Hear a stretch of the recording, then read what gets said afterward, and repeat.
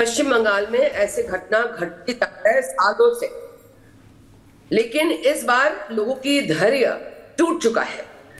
जहां आंदोलन कर रहे हैं बच्चे, वो डॉक्टर जिनको जो मारे गए हैं, अभया कितनी बुरी तरह से मारे गए हैं वहां पे, और उसके बाद उनको उनके घर पे लोग फोन करके बोल दिया है हॉस्पिटल आरजी कौर से कि वो आत्महत्या है, सुसाइड है। जहां बदन बिखरे हुए, टूटे हुए, चारों तरफ से बदन में खरोच है और इतनी बुरी तरह से रेप है, उसके बाद ऐसा कहा गया है। उसके बाद एक एक करके वहां पे तोड़ फोड़, ताकि पूरे जो भी एविडेंसेस है उसको निकाल दिया जाए। तो आज हम बहुत मतलब थोड़ा सा हमको शांति मिल रही है कि सुप्रीम कोर्ट ने सो मोटो केस लिए हैं, और आज जो डिसीजन हुआ है कि नेशनल टास्क फोर्स गठन कर सकते हैं, और ये पूरा इलाका जो है वो सीआईएसएफ देखभाल करेंगे, ताकि फिर से कोई और तोड़फोड़ करके और कोई एविडेंस लॉस का कोई चांस ना रहे। सीबीआई का पूरी तरह से जांच की मदद अगर ममता बनर्जी करना चाहती थी तो कर सकती थी। उनके लोगों ने तोड़फोड़ करवाया। वो होम मिनिस्टर है,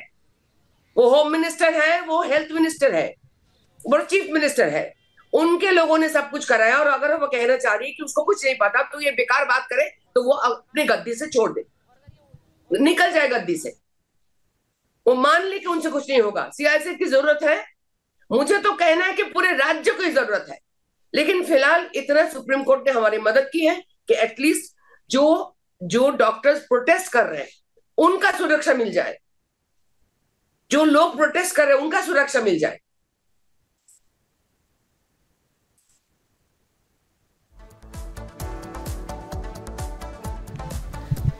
रूपा गांगुली जी जो सीधे सीधे सवाल उठा रही हैं, मुझे लगता है वो डॉक्टरों के भी सवाल है, क्योंकि सुरक्षा को लेकर बहुत गंभीर सवाल उठाए गए थे। डॉक्टर डीके गुप्ता हमारे साथ जुड़े हुए हैं फेलिक्स हॉस्पिटल से। डॉक्टर गुप्ता, मैं आपसे सीधे पूछूंगी, सीआईएसएफ को डॉक्टर्स के सुरक्षा की जिम्मेदारी दे दी गई है एक अस्पताल में, यानी वहां पर पुलिस प्रशासन पर एक तरह से भरोसा नहीं है। आपको लगता है डॉक्टर्स की सिक्योरिटी पैरामाउंट है, तभी वो किसी की जान बचा पाएंगे जब उनकी जान की सुरक्षा हो पाएगी?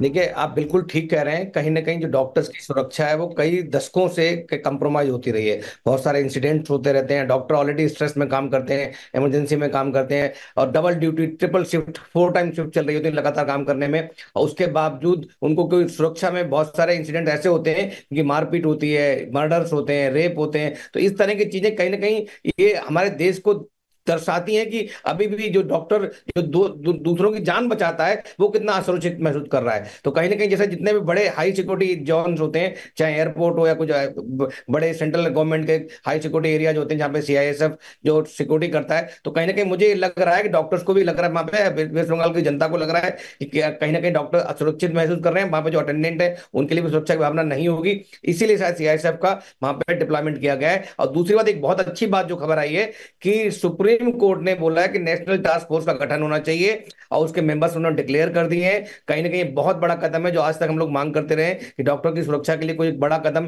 या बड़ा कोई टास्क फोर्स बनाना चाहिए। उसमें उन्होंने ये भी क्राइटेरिया डिफाइन कर दिए हैं कि क्या काम करेगा एनटीएफ।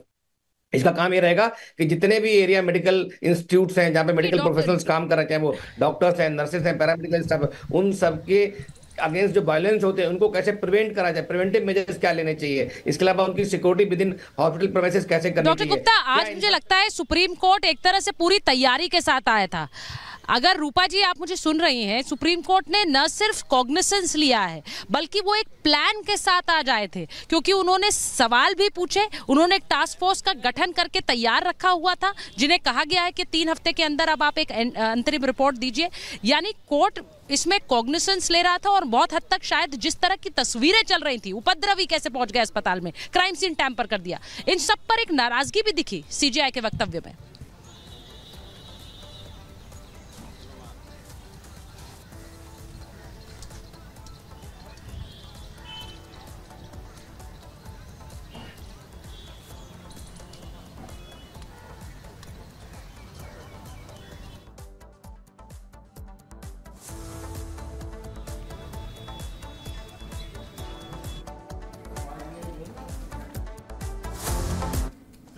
सुचेता, लौटेंगे आपके पास। लगातार एक बड़ा पैनल मौजूद है, लेकिन जिस तरह से ये घटना हुई उसने कई प्रश्न खड़े कर दिए हैं, और ये प्रश्न इसलिए खड़े होते हैं क्योंकि बार बार इस मामले को खींचा गया, टाला मटोला गया, लेकिन किस तरह से सुप्रीम कोर्ट ने सवाल खड़े किए वो जानकारी आपके सामने रख रहे हैं। एफआईआर दर्ज करने में आखिर देरी क्यों की गई, क्यों समय बर्बाद किया गया, एफआईआर के समय परिवार को क्यों नहीं बुलाया गया। देखिए, परिवार को पहले आधी अधूरी जानकारी दी गई, टाला मटोली की गई, आत्महत्या का एंगल दिया गया, इसको लेकर कोर्ट ने प्रश्न खड़े किए। परिवार को देरी से जानकारी क्यों दी, ये प्रश्न किया गया। पीड़िता की पहचान आखिर उजागर क्यों हुई, क्योंकि बहुत क्लियर डायरेक्टिव है कि पहचान उजागर नहीं की जा सकती है।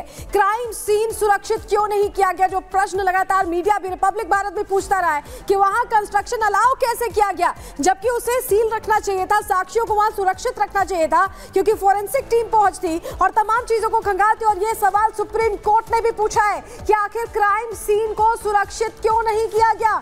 10 मीटर की दूरी पर देखिए, अस्पताल के अंदर कंस्ट्रक्शन चल रहा था, किसकी इजाजत से कंस्ट्रक्शन चलता रहा, और उसके बाद जब सवाल पूछे गए तब कंस्ट्रक्शन को बंद किया गया। तब तक काफी कुछ बदल चुका था। जो रात की घटना हुई थी, जहां कुछ उपद्रवी अंदर भी घुस गए थे, तोड़फोड़ की थी, तो एक तरह से जो तमाम साक्ष्य थे, जब सीबीआई ने जांच शुरू की तो उन्हें कहीं ना कहीं हटाने की, दबाने की कोशिश की गई, ऐसा लगता है। और सुप्रीम कोर्ट ने इसको लेकर ही प्रश्न खड़े किए, क्योंकि यह पूरा मामला एक तरह से बार बार चीजों को बदलने का रहा है। सरकार की तरफ से भी एफआईआर में भी देरी की गई, पुलिस की तरफ से भी कई बार बातें बदली गई, तो इसको लेकर प्रश्न खड़े होते रहे। और कोर्ट ने अब बहुत क्लियर डायरेक्टिव दे दिया है इस पूरे मामले में। देखिए, इस पूरे घटनाक्रम में जब सीबीआई जांच भी होती है तो भी कलकत्ता हाईकोर्ट के इंटरवीन करने के बाद होती है।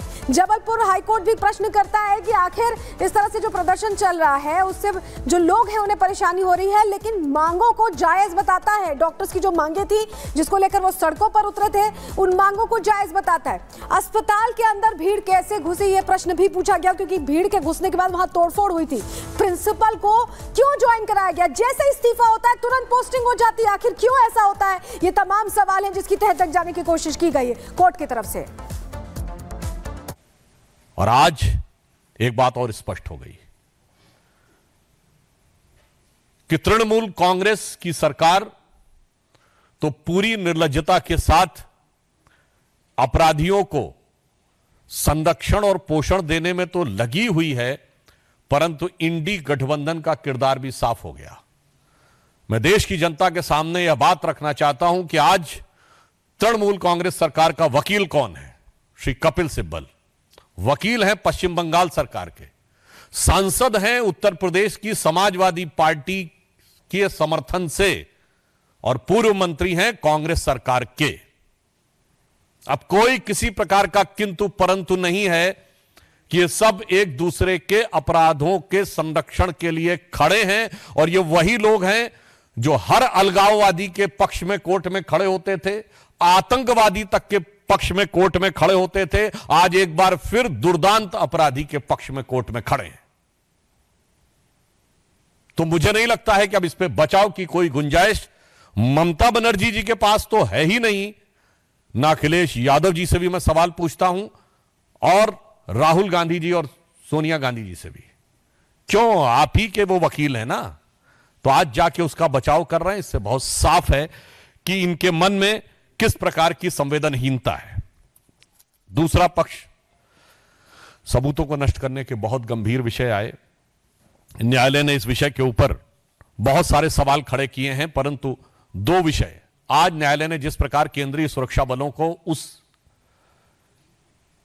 कॉलेज की सुरक्षा देने का निर्णय लिया है, इससे बहुत साफ हो जाता है कि पश्चिम बंगाल की सरकार और कोलकाता पुलिस की जो नैतिक आधार था वो स्वतः ध्वस्त हो गया।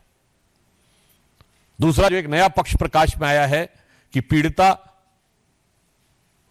अपनी डायरी लिखती थी और वो अपने पिताजी से उसको साझा करती थी, और उसके बहुत से पन्ने और उस दिन के पन्ने गायब हैं। सबूतों की तो ऐसी